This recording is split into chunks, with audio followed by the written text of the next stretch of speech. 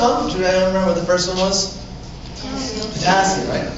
So let's see potassium. You should see a light purple color. Oh, that's pretty. Don't see kind of purplish in there? I think 95%. Let's see some flash of some other colors too. This light, like lavenderish color you see comes from potassium. The next one might be my favorite. It's lithium.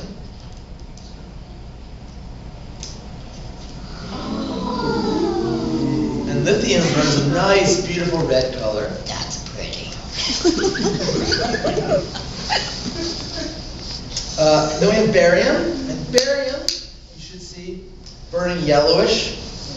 There's yellow flashes in there. And it looks like I was kind of sloppy because I saw some flashes of red in there because I wasn't very careful at pouring my chemical glass. But you see this yellow comes from the barium. And then last but not least, which is probably my favorite, is copper. Copper burns this really nice, awesome green color.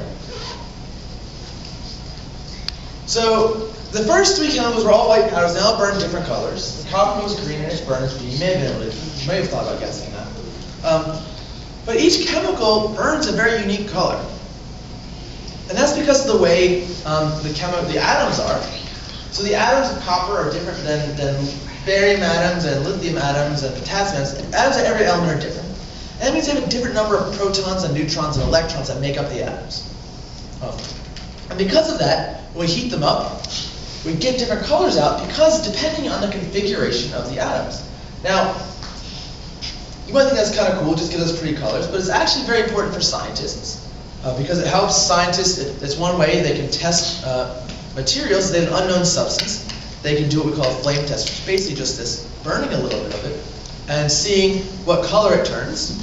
Kind of more importantly, that's okay, they'll go out on their own.